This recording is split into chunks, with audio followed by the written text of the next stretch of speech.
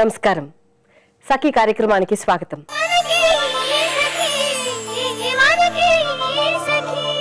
ఆధునిక సాంకేతిక పరిజ్ఞానం విశ్వాన్ని ఓ కుగ్రామంగా మార్చేసింది. సెల్ ఫోన్ చేతిలో ఉంటే ప్రపంచం అంతా చేతిలో ఉన్నట్టే. ఇప్పుడు అందరూ సోషల్ నెట్వర్కింగ్ ద్వారా దేశాలన్నీ చుట్టేస్తున్నారు. సోషల్ మీడియాతో పరిచయం లేని వారు లేరంటే అతిశయోక్తి కాదండి. యువత తమ అభిరుచులను, ఆలోచనలను బ్లాగ్లు, ట్విట్టర్లు వేదికగా చేసి పంచుకుంటున్నారు.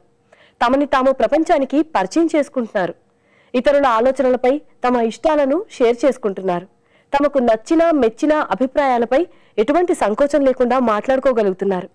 ఒక్క మాటలో చెప్పాలంటే యువత తమ మనసులోని భావాల్ని బయటపెట్టడం, దానిపైన ఇతరుల అభిప్రాయాల్ని తెలుసుకోవటం క్షణాల్లో పని. సాంకేతిక పరిజ్ఞానం అంత ఎదిగిందండి.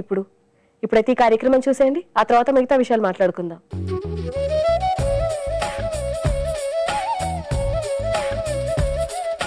నమస్కారం.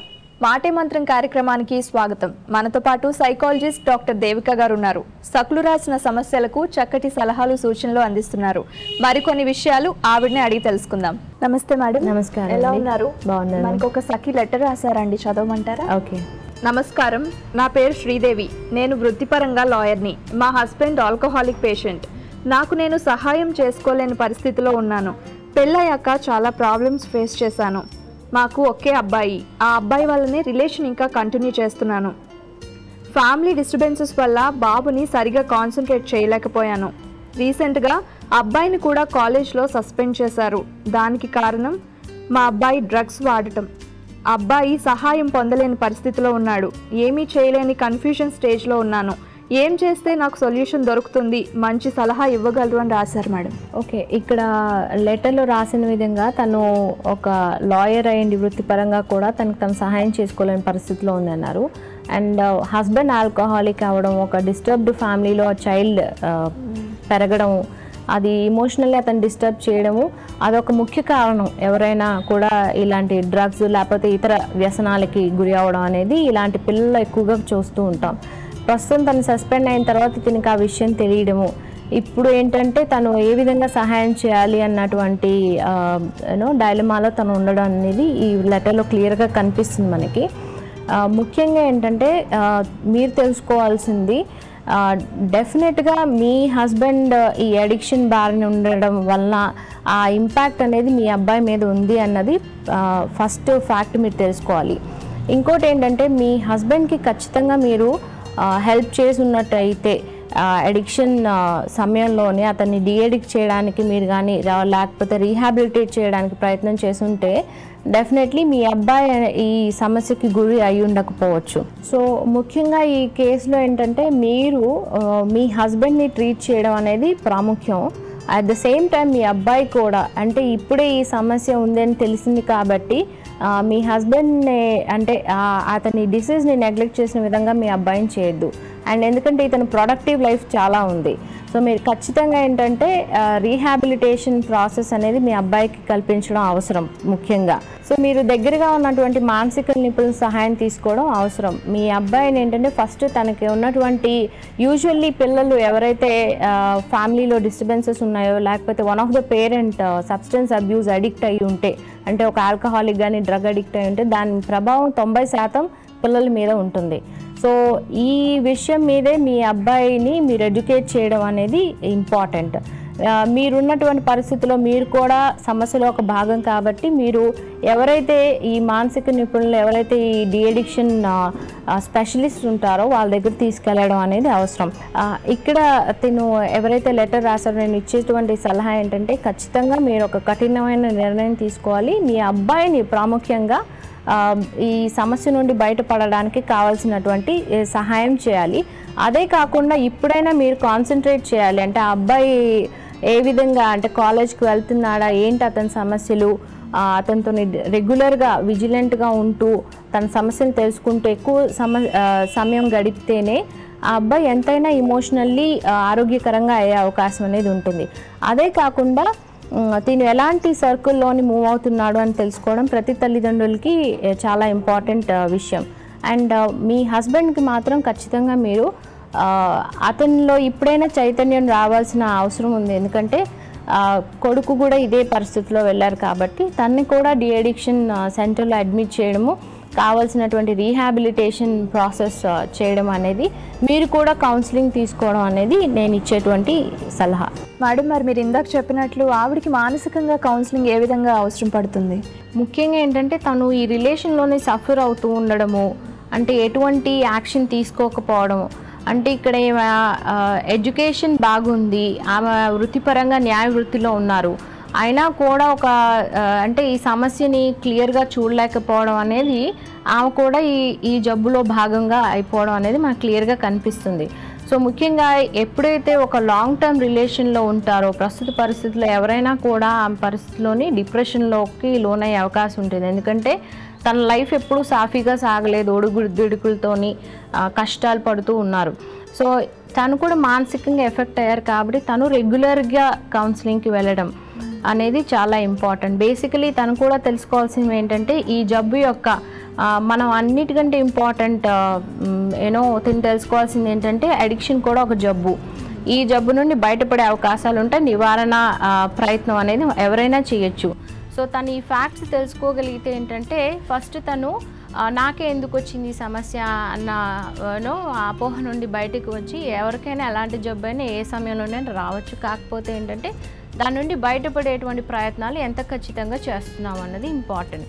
సో తను కూడా ఈ సమస్య, ఈ డిప్రెషన్ ఏదైతే ఈ అడిక్షన్ వలన తను గురి అయ్యారో దాని నుండి మెల్లగా బయటపడడము, మానసికంగా దృఢంగా రావడము, అండ్ తన అసర్టివ్ స్కిల్స్ అంటాం అనమాట. ఎప్పుడైతే ఖచ్చితమైనటువంటి నిర్ణయాలు తీసుకోవాల్సినప్పుడు తను దృఢంగా ఉండాలి, అంటే ఆలోచన పరంగా కూడా అభిప్రాయాల పరంగా కూడా దృఢంగా ఉండాలి. అవే వీళ్ళిద్దరూ మారడానికి సహాయపడతాయి. మరి అడిక్షన్ గురించి వాళ్ళిద్దరికి కౌన్సిలింగ్ ఇచ్చిన తర్వాత ఎంత సమయంలో కోలుకునే అవకాశం ఉంటుంది?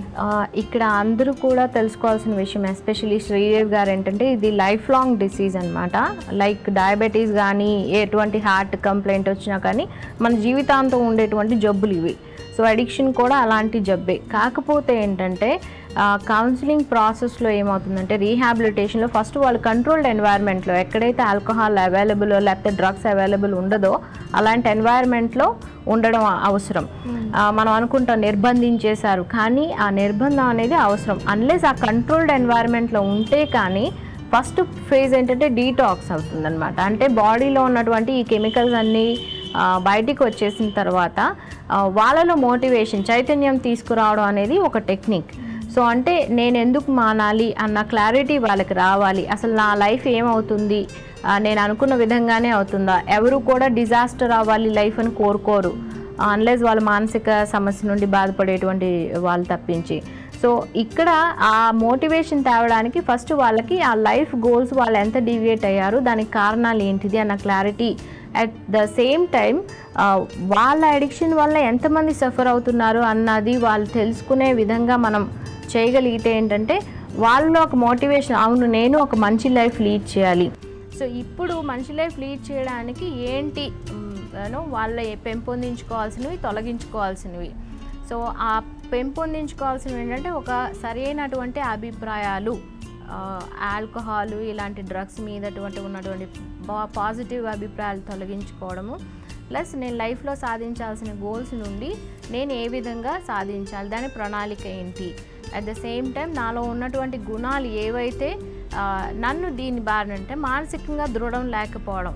సో ఏ చిన్న సమస్య వచ్చినా నేను తట్టుకోలేనటువంటి శక్తి ఉన్నప్పుడు ఏంటంటే వెంటనే దాన్ని మర్చిపోవడానికి, దాని నుండి డీవియేట్ అవ్వడానికి ఇలాంటి మాదక ద్రవ్యాలు ఎక్కువగా మనం చూసేది ఏంటంటే యూత్లో కూడా ప్లెజర్ ఒకటి.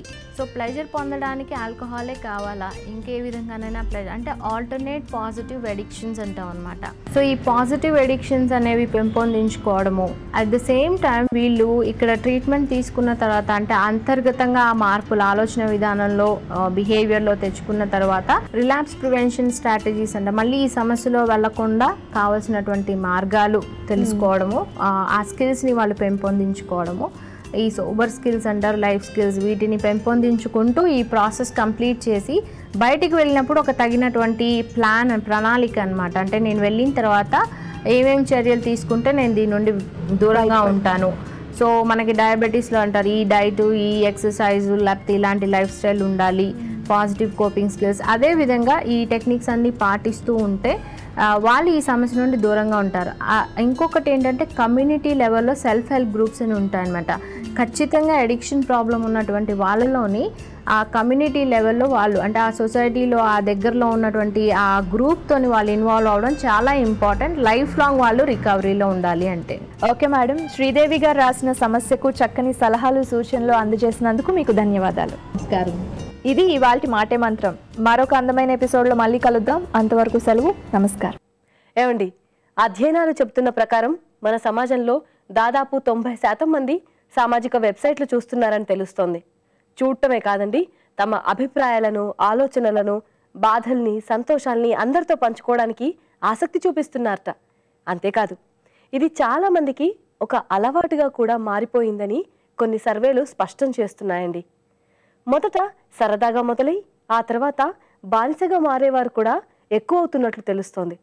చాలామందికి సామాజిక వెబ్సైట్లలో ఉండే బ్లాగులు, ట్విట్టర్ల ద్వారా ఎలాంటి అభిప్రాయాలు, ఆలోచనలు పంచుకోవాలో కూడా తెలియకుండా ఉన్నారని కూడా తెలుస్తోంది. ఇప్పుడైతే కార్యక్రమం చూడండి, ఆ తర్వాత మిగతా విషయాలు తెలుసుకుందాం.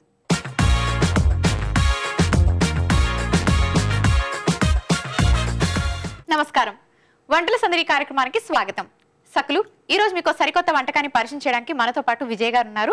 మరి విజయ్ గారు ఎటువంటి సరికొత్త వంటకాన్ని మనకు పరిచయం చేయబోతున్నారు, తన్నే అడిగి తెలుసుకుందాం. నమస్కారం విజయ. నమస్కారం విజయ, ఈ రోజు మా సకులకి ఎటువంటి వంటకాన్ని పరిచయం చేయబోతున్నాం? గోధుమ రవ్వ చక్కెర పొంగలి. గోధుమ రవ్వ చక్కెర పొంగలి అంటే స్వీట్ రెసిపీ కదా. సో మరి దీనికి కావాల్సిన పదార్థాలు చెప్తావా? గోధుమ రవ్వ, బెల్లం, షుగర్, పెసరపప్పు, కాజు, నెయ్యి, మిల్క్, ఇలాచి పౌడర్. సకులు చూసారు కదా గోధుమ రవ్వ చక్కెర పొంగలికి కావాల్సిన పదార్థాలు. సో మరి దీని తయారీ విధానం ఎలాగో మనం విజయాన్ని అడిగి తెలుసుకుందాం. మరి విజయ, తయారీ విధానం చెప్తావా? ఫస్ట్ స్టవ్ వెలిగించి పాన్ పెట్టుకోవాలి. ఓకే, ఫస్ట్ స్టవ్ వెలిగించాలి.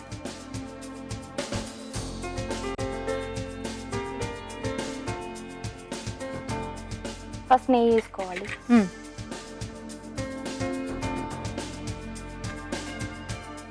కాజు ఈ ఫస్ట్ ఫ్రై చేసుకోవాలా? First fry. ఓకే, ఈ ఫ్రై అయ్యాక ఏం వేసుకోవాలి? ఫ్రై అయ్యాక ఇవి తీసేసుకోవాలి. తీసేద్దామా? తీసేద్దాం.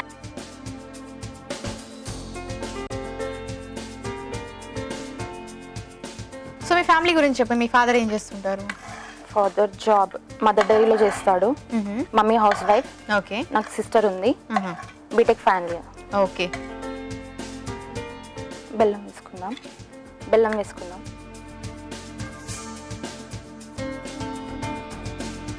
అది ఫ్రై అవ్వాలా కొంచెం? పర్లేదు. అలాగే షుగర్ వేసుకుందాం. సో ఇంట్లో ఇద్దరు బాగా అల్లరి చేస్తారా? అక్క చెల్లా? సిస్టర్? చెల్లి బాగా అల్లరి చేస్తారా? మమ్మీ అంటుండదా రాక్షసులాగా అరుస్తున్నారే అంటారా ఎప్పుడైనా? చాలా అంటారా? బాగా కొట్లాడుకుంటా. అలాగే అల్లరి చేయాలి అయినా.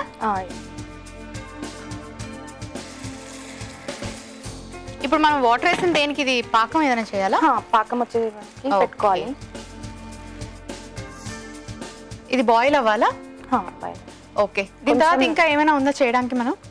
మనం పేస్ట్ చేసి పెట్టుకోవాలి. ఏం పేస్ట్ అది? రవ్వ ఉంది కదా, 1 కప్ రవ్వకి 1/2 కప్ పప్పు 3 విజిల్స్ వచ్చే వరకు ఉడికించుకోవాలి. ఓకే. సో మరి అది పేస్ట్ చేసి తెచ్చాను. ఓకే. 1 కప్పు గోధుమ రవ్వకి 1/2 కప్పు పెసరపప్పు వేసుకోవాలండి. అంటే 1:1/2 అనమాట. వేసుకొని 3 విజిల్స్ వచ్చేదాకా కుక్కర్లో పెట్టి ఉడికించుకోవాలి. 3 విజిల్స్ వచ్చాక అది తీసేస్తే ఇలా మనకి పేస్ట్ లాగా వస్తుంది. దీన్ని మనం రెడీ చేసి పెట్టుకోవాలి. విజయ ఆల్రెడీ తయారు చేసి తెచ్చింది. సో దీన్ని ఏం చేయాలి విజయ? ఇది దగ్గర పడాక. ఓకే. సో పాకం దగ్గర పడాక కలుపుకోవాలన్నమాట. అప్పటివరకు మనం వెయిట్ చేయాలి. సో ఇప్పుడు పాకం రెడీ అవ్వాలి మనకి. సో పాకం దగ్గరికి అయింది కదా విజయ, పేస్ట్ వేసేసుకోవచ్చా? ఓకే.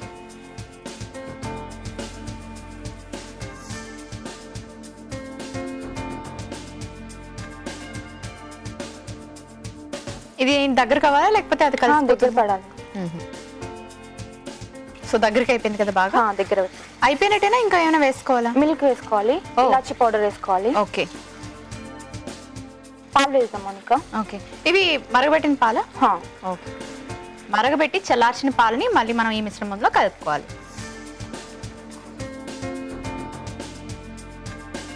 ఇలాచి పౌడర్ వేద్దాం మౌనిక. ఓకే.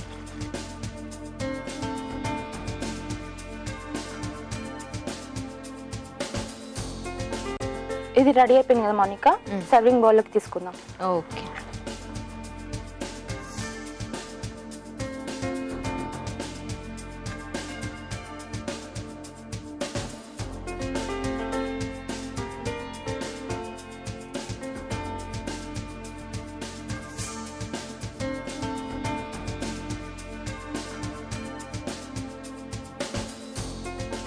మౌనిక ఇది గార్నిష్ చేసుకుందాం ఓకే. కాజుతో.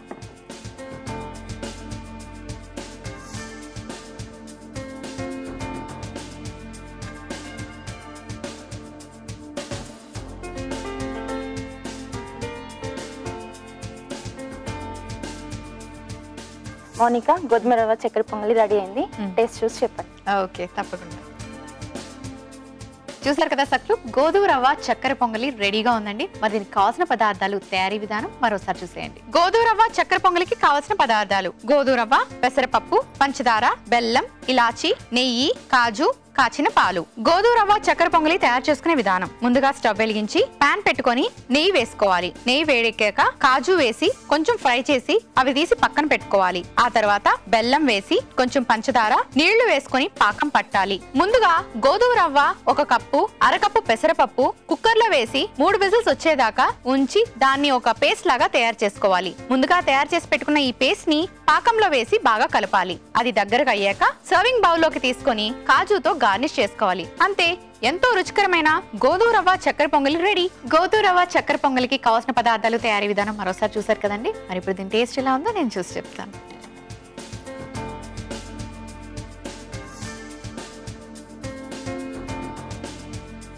చాలా చాలా చాలా టేస్టీగా ఉంది, చాలా స్వీట్గా ఉంది. మరి ఇంత చక్కటి రెసిపీని మా సక్కులందరికీ పరిచయం చేసినందుకు నీకు గద్వాల్ వీవర్స్ సొసైటీ వారి నుంచి ఒక beautiful sari gift. Thank you. సకులు చూసారు కదండి, విజయ పరిచయం చేసిన గోధుమ రవ్వ చక్కెర పొంగలి చాలా టేస్టీగా ఉంది. మరి మీకు కూడా ఏదైనా విభిన్నమైన వంటకం తెలుసుంటే, మాకు పరిచయం చేయాలనుకుంటే మా ఫోన్ నంబర్ కు కాంటాక్ట్ చేయండి. మా ఫోన్ నంబర్ 0402356540. ఈ ఫోన్ నంబర్ కు ఫోన్ చేసి వంటల సందడి కార్యక్రమంలో పాల్గొనండి. ఇది ఇవాళ వంటల సందడి కార్యక్రమం.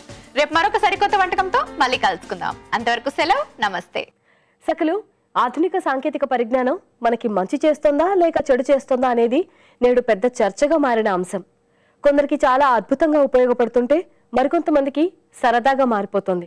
ఫేస్బుక్, బ్లాగ్స్, ట్విట్టర్ లాంటి సోషల్ నెట్వర్కింగ్ ద్వారా చాలా మంది స్వేచ్ఛగా, నిర్భయంగా అనేక అంశాలపై తమ ఆలోచనలను, సంఘటనలపై స్పందనను పంచుకుంటున్నారు. మీడియా ద్వారా ఒకరి అభిప్రాయాల్ని ఒకరు పంపించుకోవటం, లైక్లు చేసుకోవటం పరిపాటిగా మారింది. అనేక సందర్భాల్లో వివాదాస్పద అంశాలపైన అభిప్రాయాల్ని పంచుకుంటున్నారు. ఇది ఒక్కోసారి వ్యక్తిగత, వృత్తిపరమైన సమస్యల్ని కూడా మనకి తెచ్చిపెడుతోందని అధ్యయనాల్లో తేలింది. ఇప్పుడైతే కార్యక్రమం చూడండి, ఆ తర్వాత మిగతా విషయాలు మాట్లాడుకుందాం.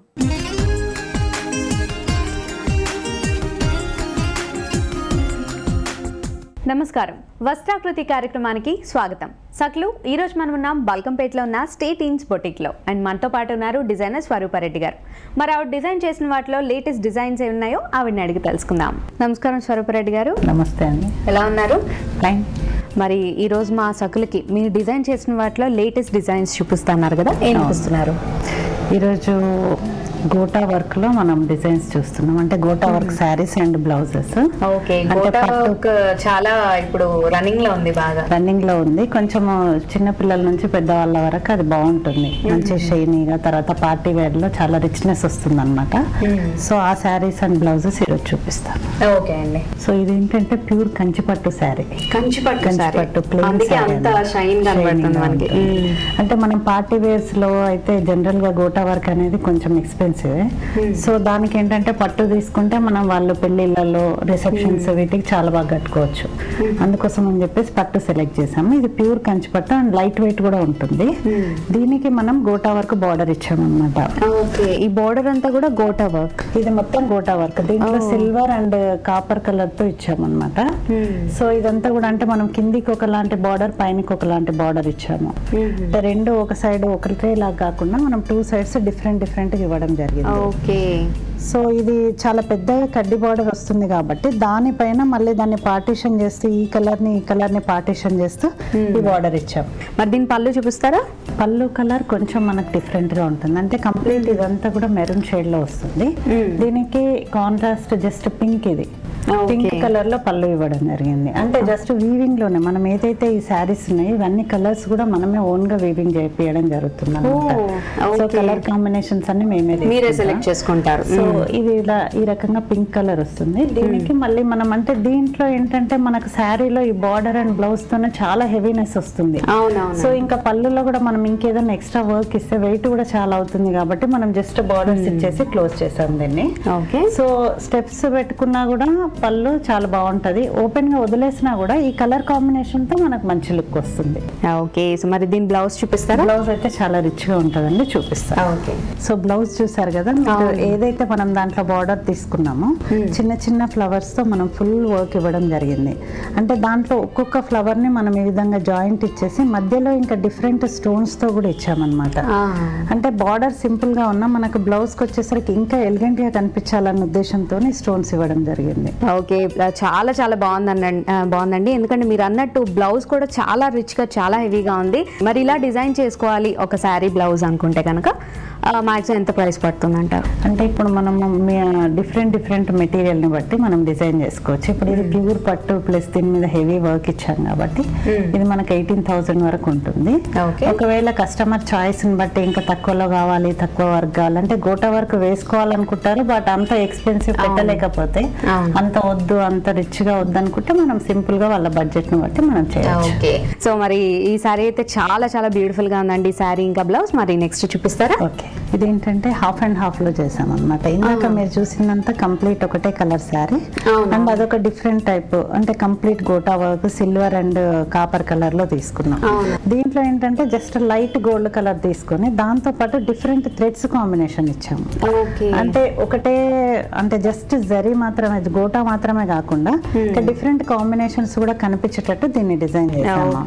మళ్ళీ ఇందాక చూసింది మనము హాఫ్ అండ్ హాఫ్ శారీ కాదు, దీన్ని హాఫ్ అండ్ హాఫ్ చేసాం. ఈ క్లాత్ ఏంటండి? ఇది ప్యూర్ జార్జెట్ పైన కూడా చాలా బాగుంటుందని చూపించడానికి ఇది చేసాం అనమాట. ఇందాక చెప్పాను కదా, ఒకవేళ మీరు పట్టు అది అనుకోండి డెఫినెట్ గా మనం దాన్ని పార్టీ వేర్ యూస్ చేయొచ్చు.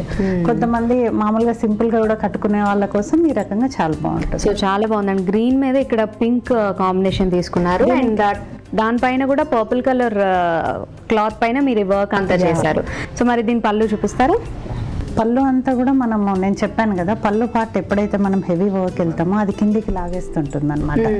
సో మనము ఈ పళ్ళు పార్ట్ వచ్చేసరికి కొంచెం లైట్ గానే తీసుకుంటాం. అది కస్టమర్ చాయిస్ ని బట్టే మనం హెవీ వెళ్ళడం జరుగుతుంది. సో ఈ పార్ట్ కూడా మనం యాజ్ ఇట్ ఈస్ దీన్ని అదే రకంగా రన్నింగ్ లో మొత్తం బార్డర్ తీసేసుకున్నాము. ఒకవేళ వాళ్ళకి హెవీగా కావాలనుకుంటే నేను చెప్పాను కదా, కస్టమర్ చాయిస్ ని బట్టే మనం పళ్ళు డిజైన్ చేస్తాం. సో కావాలనుకుంటే మనం ఇట్లాంటి ఫ్లవర్స్ అన్ని కూడా మనం పళ్ళులో ఒక 1 మీటర్ వరకు ఇవ్వచ్చు. ఓకే, సో మరి దీని బ్లౌజ్ ఎలా ఉంటుందో చూపిస్తారా?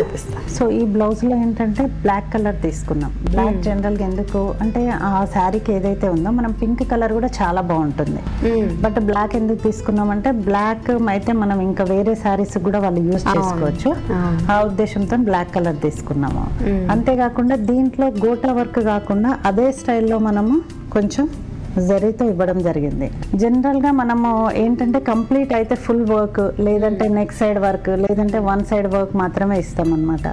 సో అట్లా కాకుండా కంప్లీట్ డిజైనర్ అండ్ వర్క్ వేసుకోవాలనుకునే వాళ్ళ కోసం ఈ రకంగా చేస్తాము. ఇక్కడ మనం ఏంటంటే జస్ట్ ఆ శారీకనే కాకుండా మామూలుగా డిజైన్ చేసాము. మనం దాని కాంబినేషన్ వేసుకోవచ్చు. ఓకే, సో ఇదంతా కూడా బనారస్ కదండి, ఈ 2 ప్యాచెస్.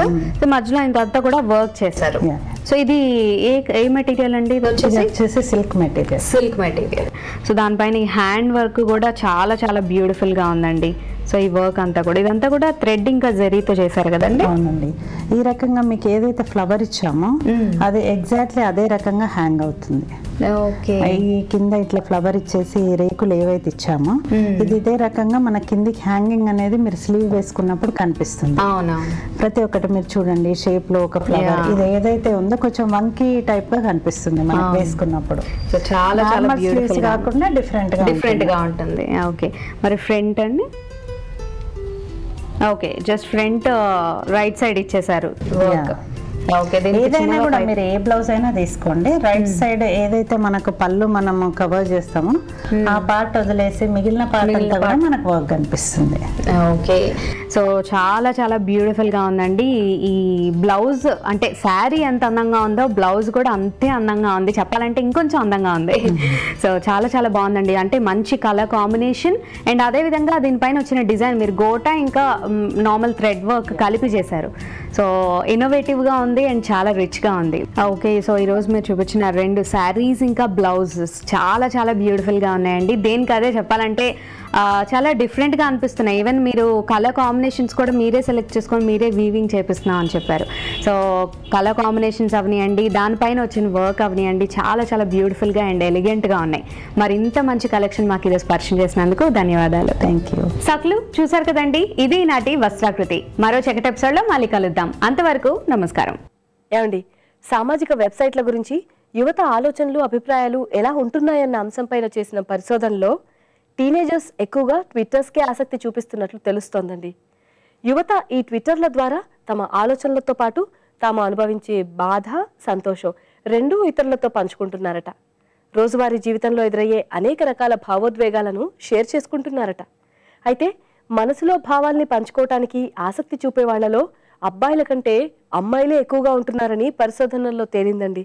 అంతేకాదు, సామాజిక వెబ్సైట్ల ద్వారా పంచుకునే భావాల్ని బట్టి మనస్తత్వాన్ని, వ్యక్తిత్వాన్ని కూడా అంచనా వేసే అల్గారిథంను పిట్స్బర్గ్ విశ్వవిద్యాలయానికి చెందిన నిపుణులు రూపొందించారు. ఇప్పుడైతే ఈ కార్యక్రమం చూసేయండి, ఆ తర్వాత మిగతా విషయాలు తెలుసుకుందాం.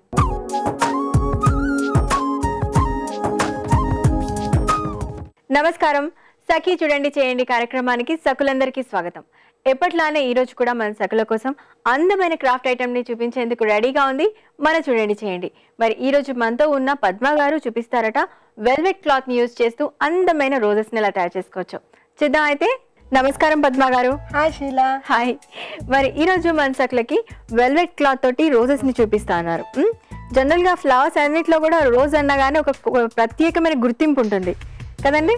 ఓకే, మరి ఆ రోజెస్ ని వెల్వెట్ క్లాత్ తో చూపిస్తాను అంటున్నారు. మరి అయితే ఎలాగో బాగుంటాయని అనుకుంటాను. మనకి వెల్వెట్ క్లాత్ తో పాటు ఇంకా ఏమేం కావాల్సి ఉంటుంది? Velvet cloth, sponge, binding wire, scissor, needle and thread. Okay అండి, స్టార్ట్ చేయండి. ఓకే, మనం వెల్వెట్ క్లాత్ లోని మన రోజ్ చేద్దాం అనుకున్నాం కదా, అది మనకి ఎంత రోజ్ కావాలంటే అంత రోజ్ కి మనం డ్రా చేసుకోవాలి. ఫస్ట్ డ్రా చేసుకోవాలి. డ్రాయింగ్ రాని వాళ్ళు పేపర్ కటింగ్ చేసుకుని అది పెట్టుకుని చేసుకోవచ్చు. దీన్ని రైట్ సైడ్ కాకుండా రాంగ్ సైడ్ లో మనం మార్క్ చేసుకోవాలి. అంటే రైట్ సైడ్ మార్క్ చేస్తే కనబడుతుంది, కనిపించదు. సో అందుకే రాంగ్ సైడ్. ఇదేం లేదు, చాలా సింపుల్.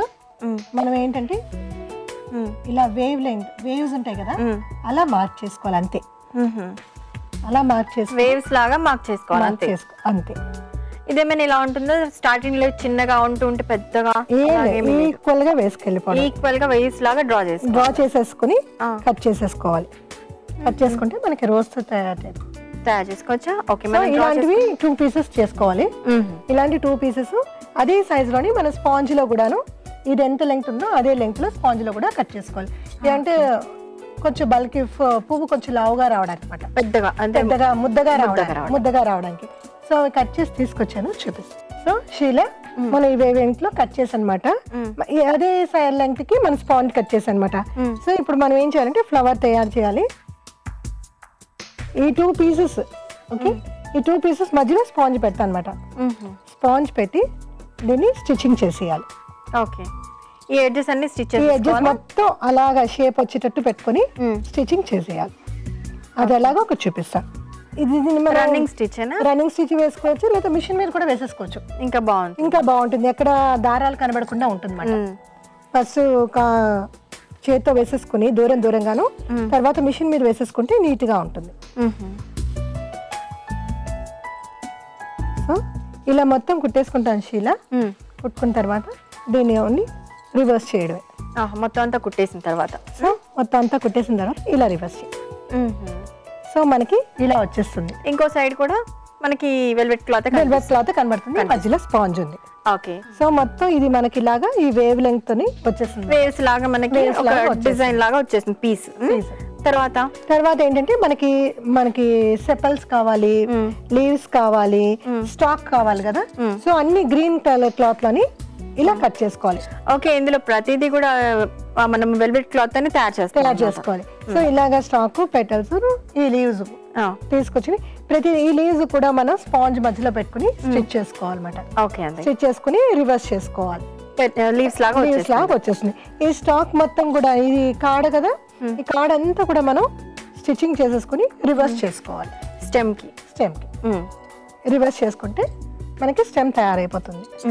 సో ఇది తయారు చేసింది ఉంది చూపిస్తాను. ఓకే అండి, ఇలా నేను ఇంకా స్టిచ్చింగ్ చేసి తీసుకొచ్చాను అనమాట. సో మొత్తం ఇలా వేవ్ లెంగ్త్ లో వచ్చేసింది అనమాట. సో మనకి పువ్వు అనగానే కొమ్మ కావాలి, కాడ కావాలి, పెటల్స్ అన్ని కావాలి కదా. సో లీవ్స్ తయారు చేశాను, పెటల్స్ కూడా స్టిచ్చింగ్ చేసి రివర్స్ చేశాను అనమాట. సెపల్స్ రివర్స్ చేశాను.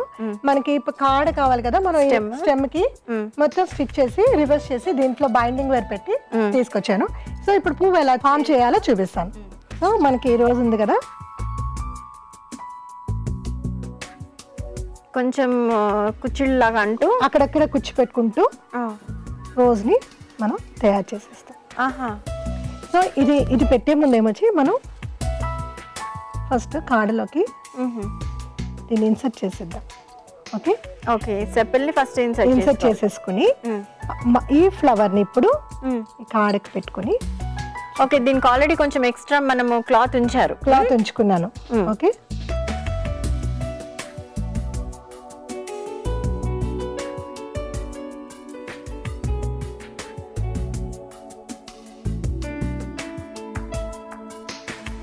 సో మనం రోజు లాగే ఇందులో మనం వెల్వెట్ స్పాంజ్ పెట్టుకున్నాం కదా, థిక్గా ఉందన్నమాట. థిక్గా కనబడుతుంది రోజు. సో ఇది పెట్టేసాం కదా, లోపలికి మధ్యలో కాడ పెట్టాం కదా, కాడ ఇది ఊడిపోకుండా మనం స్టిచ్చింగ్ చేసేసుకోవాలి. థ్రెడ్ అండ్ నీడిల్ తోటి స్టిచ్ చేసేసుకోవాలి. ఓకే, మరీ పెద్దగా అయితే మరి మనం కుట్టడానికి వీలుగా ఉంటదేమో కదా, అంటే ఇక్కడ చాలా ముద్దగా ఉంటుంది కదా, మనం వెల్వెట్ క్లాత్ కొంచెం దళసరిగానే ఉంటుంది. పర్వాలేదు. ఎంత పెద్ద ఫ్లవర్ చేసుకోవచ్చు, ఎంత పెద్ద ఫ్లవర్ కావాలో చేసుకోవచ్చు. సో ఇది పెట్టిన తర్వాత మనం సెప్పల్ని, మనకి సెప్పల్స్ ఉంటాయి కదా, సో ఇలాగ ఈ 4 డైరెక్షన్స్ లోని పెట్టి ఒక నాట్ వేసేస్తాం. ఓకే ఓకే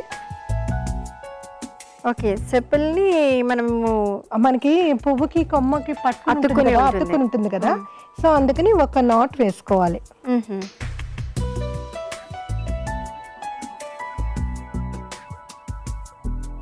సో ఇది ఇలా లాగేసరికల్లా ఇది మనం ఏ ప్లేస్ లో పెడతాం ఆ ప్లేస్ లో దగ్గరికి వచ్చేస్తుంది.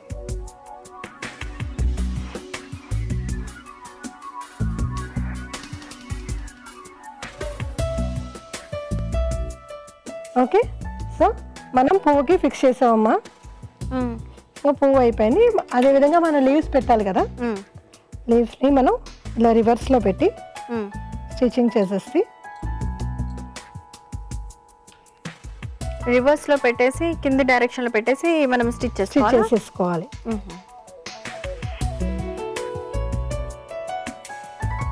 ఇది ఇలా కుట్టేసిన తర్వాత పైకి పెట్టి లీఫ్ వచ్చేసి rose ready. Okay, velvet cloth తోటి రోజు ఇలా మనం తయారు చేసుకోవచ్చు అనమాట. ఓకే పద్మ గారు, బాగుంది. ఇలా కొన్ని తయారు చేసుకుని మనం వీటిని డిస్ప్లే ఎలా చేసుకోవచ్చు అంటారు? మామూలు ఫ్లవర్ పాట్ లో పెట్టుకోవచ్చు. బాగుందండి. మరి ఇలా కంప్లీట్ చేసిన రోజు ఏమైనా తెచ్చారా? చేద్దాం. Sheela, it's for you. Thank you. చాలా బాగుందండి, బాగా చేశారు. ఇది మనం చూసిన దానికన్నా ఇంకా కొంచెం ముద్దగా ఉంది కదా, మనం ఎక్కువ వేవ్స్ ఎక్కువ తీసుకుంటే పువ్వు ఎక్కువగా వస్తుంది. ఓకే, దీన్ని కూడా పెటల్స్ కొంచెం ఎక్కువగా పెట్టకుండా దగ్గర పెట్టారు. ఓకే అండి, ఇలా మరీ ఎక్కువ అవసరం లేదనుకుంటే ఏదైనా బొకేలో కానీ దీంట్లో పెట్టుకోవడానికి, ఎందుకంటే పెద్ద పెద్దగా ఉన్నాయి కనుక ఇన్నఫ్ ఒక 2-3 అయితే సరిపోతుంది. చాలా బాగుంది పద్మ గారు, నిజంగానే రోజెస్ మెరుస్తూ 2 కలర్ షేడ్స్ కూడా మనకి డార్క్ ఇంకా బ్రైటర్ కలర్స్ లో బాగా కనిపిస్తున్నాయి. మరి మన సకులకు కూడా నచ్చే ఉంటుంది.